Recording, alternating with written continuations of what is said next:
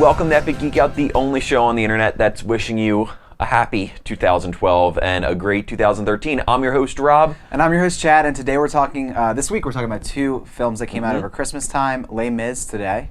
And on Thursday, we're going to give our review of Django Unchained. The D is silent.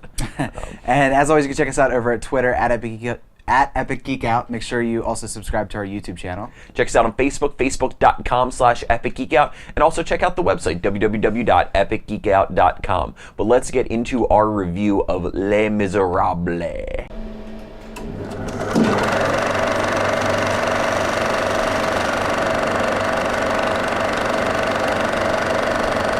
So Les Misérables is the new film from Tom Hooper, who directed The King's Speech.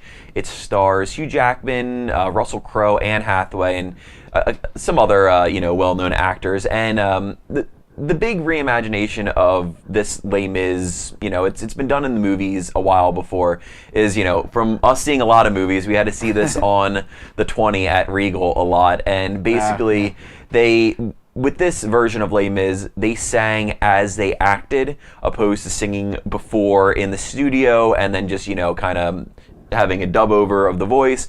So, there was a lot of live singing in this, and then they added the chorus, or not the chorus, but like the instruments to it later and things like that. And, it is Les Mis, and, I think there's a bunch of different things that we can talk about. You can't really comment on the story of it because it was a very faithful adaptation to the story. So, you kind of know what you're going to get if you're familiar with the story there. But I think there is still enough that, we can talk about in the way that it was shot and things like that. So, Chad, what did you think of this version of Les Mis? Yeah, really interesting. We're both big fans of the musical, so going into it, I was really excited. Yeah, I mean, I've seen it on Broadway before. You've seen it. Yeah, I grew up loving it. Loving the score. I knew all the stuff. So we're both very familiar with the source material, which is interesting because to judge this movie, there's two ways you can judge. You can judge it. Okay, was it a faithful adaptation of a musical to screen, or was it something that the normal movie-going audience would enjoy? So it had kind of like a big shoes to fill, so to speak, because it is one of the most acclaimed musicals of all time. It has some great musical score to go off of, and a pretty interesting story for the most part. So going into it, I wasn't quite sure if they were going to be like play it straight and just go for the musical, which it is. It's basically just the musical the whole time. I don't think they cut anything out as far as I can remember. And they actually added a new song in so it could be available to win the award of Best Musical. It's like some stipulation that they have to have a new song. Which one was that? Him in the carriage with Cosette like falling asleep on him. Okay. Yeah. Interesting. Yeah, that's really cool. So like they had, it was pretty much the straight play of the musical, and there's a reason the musical has an intermission because it's a really long, dense material, and the part that occurs right before the intermission of the musical, when that occurred in the film, I was like, really? Like, I thought this was the intermission, and I feel like we've been sitting here for a long time. Yeah. But yes, it does continue on, and I did get a little antsy. I think a lot of that was because of the conditions of the theater. We saw the day after Christmas, so it was very packed.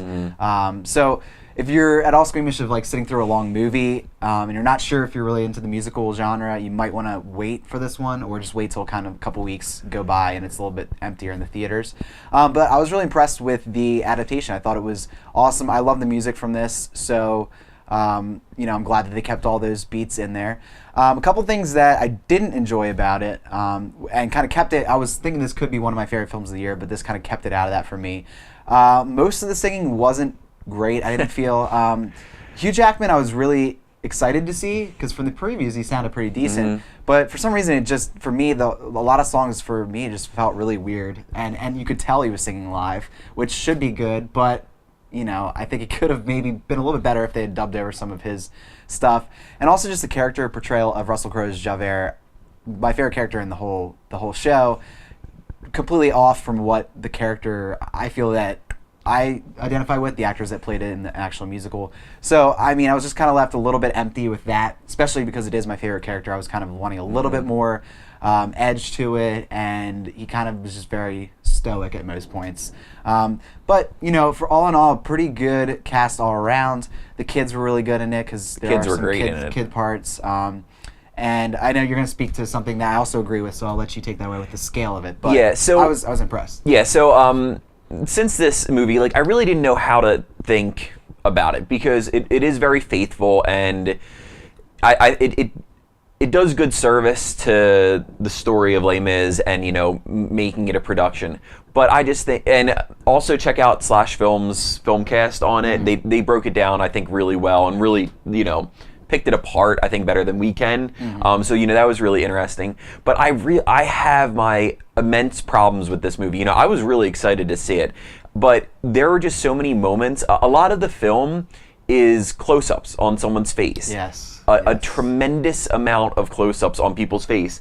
And it seems like 3/4 of the movie is just someone's face on a giant screen. Yep. And I understand that, you know, maybe you don't get the closeness on, you know, a Broadway show that, you know, that they're trying to go for, but I wish that they went the other way and kind of made it more of a grandiose and used the sets more, because there really weren't great use of the sets, or, you know, they didn't really benefit from being able to act while singing, because they didn't, because, you know, most of them, I mean, the one Anne Hathaway scene with her singing was incredible. It was powerful. Her voice was beautiful, and that deserved to be a non-moving camera. And it wasn't even a close-up. She was in, like, the, you know, just the corner, you know, and just singing, and that was very well done. And the movie might be worth admission just to see that, because that was just great filmmaking and beautiful. I mean, all around. But the other scenes that were these close-up of these just constant close-ups, I don't understand what the benefit was for having it be that. You know, I mean, in this now, you know, they can make this grand, they're not confined to just having a set, you know, like on a stage. You know, they can have these grandiose shots and do it so much more, and I just think that they lacked from doing it, and things were just small. And, you know, there were some ridiculous things, like the ship that they were pulling in, like, didn't look good. The paper that's torn up in the beginning was awful CGI, and it's like, why do they have these moments of crazy grandiose, and then they're not good, and then the rest is just these close-up shots on people's faces that just was like, and, you know, and I did enjoy Sacha Baron Cohen's character, and what's his wife? Helena Bonham. Yeah, and they were great, and I did enjoy, because those characters are just a good escape from the film, you know, because it actually provides some brevity and some, you know, because it is a rough subject matter, but I just couldn't get past, and some of the singing, you know, it didn't sound good, and I would have rather them went in the studio and made it more pleasant to the ears than to go for a realistic, because, you know, I mean, because if you're going to go see a musical or an opera or anything like that, you know, you have to forgive the fact that people are going to break out in the song, and when people are breaking out in song, it is pleasant if it sounds good. And there were a lot of moments in this with a lot of the different actors where they just didn't sound good. You know, Anne Hathaway I thought was great and just fantastic. The kids I thought were really good, even though, you know, the little boy character, he didn't get enough, like, airtime, because, you know, he was, I think, anytime he was on, you know, the film, he was good. But yeah, I just, you know, I don't know. It did not live up to anything that I wanted it to be. I thought I was going to love this, and, you know, some of those shots were just so hard to get by. And and you want some difference in, like, switch up of shots if you're watching a long, you know, 2-hour, 45-minute movie. I mean, it was all the same thing, and I think it could have kept the closest, but, like, changed enough that there were a lot of close shots, but it felt fresh and not boring, because it was just all. And some more choreography. Like, there hardly was any choreography in, like, you know, the scenes that I really liked in the movie were the ones where it was like an ensemble singing and it wasn't just the one person. You know, the Master of the House was great because they added, like, actual moves to it, and there was not dancing as so much as gags, you know, gags and things through it. Whereas, you know, all the other parts, it was just singing and close-ups on someone's face, and it's like, I mean, you just got to. And their hands were tied in the fact that you can't change it too much, but I don't know. That's true. But they could have expanded stuff where it could have been. You know, like, the barricades were very, like, down a one alley, like, small thing, and they could have made that a lot cooler.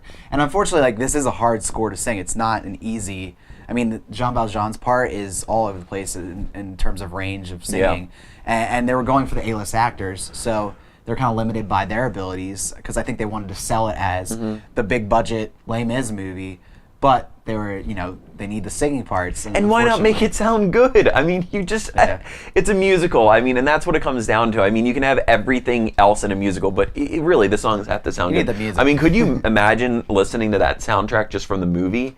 I mean, no, it would be awful. Kind of part of what I was saying about Russell Crowe is he played it very straight. Didn't do any different stuff with it. So, all in all, under our expectations, but still a worthwhile watch, especially if you're a fan of the musical. It's definitely faithful.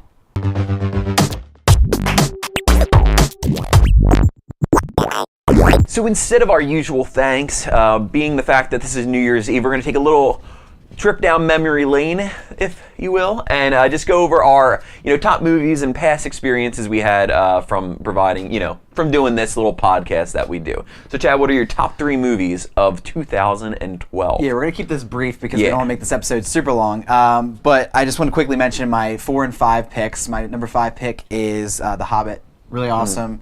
It was up there higher on my list, but kind of dropped off a little bit as time went by and we saw it a second time. And my number, most of it, but my number 4 would be Silver Linings, just because. Yeah, that was really, good. really that good. was really good. Yeah, and we didn't even review that. Oh, we didn't. Right.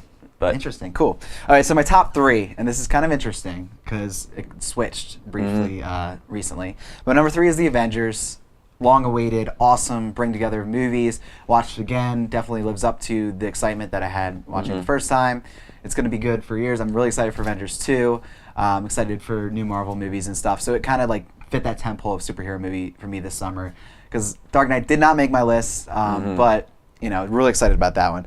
Number 2 is Django Unchained, and you're going to find out why on Thursday, but really wasn't expecting to like this movie as much as I did, and coming out of it, I didn't know quite how to feel about it, but kind of the time goes by, I thought about it this week, and really, really, really had a good time with that movie. And number 1 is Argo, and I think I even said that at the time that it was my favorite movie of the year, and it held up through all the other movies that we saw. Just a really interesting subject matter that I wasn't familiar with, and kind of the suspense was there for just talking scenes, which is awesome. And if you haven't seen it, it should be coming out soon, I'm sure. So definitely check it out because it's really awesome and really blew me out of the water, I think, and surprised me more. Because the Avengers I knew was going to be good. So that's really I mean, I agree. I mean, looking back on 2012, I just did a quick visit to the videos that we have made, and there really were some good movies. I agree with all those. Looper was great. Not on my list. Argo isn't going to make my top 3, but everyone should see it. I think it was just outstanding, and I can't wait to revisit it. So my top 3 in no particular order: The Avengers. This is literally why we do this show. It was just an amazing journey to get there, and it paid off definitely. so well, and it was just incredible. So then I was looking over other movies we reviewed. Mentioned a Silver Linings Playbook. It was great. It's a hometown feel for us. It's awesome. I don't know if I would have liked it as much if it wasn't that, but then some other movies. Wreck-It Ralph, I saw twice in the theater, and I adored that movie. I thought, it wasn't Pixar, it was just a Disney animation studios doing it, and it was a great movie. And another reason, it was an awesome translation and something completely new, original characters with people that from the other video games. So I really enjoyed that. But the one experience that I had at the theaters that was unlike anything else that I had in my life, really, in the theaters, was Cabin in the Woods. And, it's another Joss Whedon-esque film. He didn't direct it, but, helped write it. And it was a movie, it might not be for everyone's tastes, but I adored that and was constantly surprised. And, it reminded me of watching From Dusk Till Dawn for the first time, and was what's going on? Is this what they're doing? Is this what's going on? So, it just was great because it surprised the hell out of me. I got to revisit that because I didn't see it past the theater, but yeah, I do too. So awesome. Yeah, so we're gonna be back on Thursday. We're talking about Django Unchained. We're gonna be talking also in our post thanks about our favorite video games of the year, because there were a fair amount that we reviewed and we got to play. So make sure you check back for that. Once again, Happy New Year, and we'll see you on Thursday.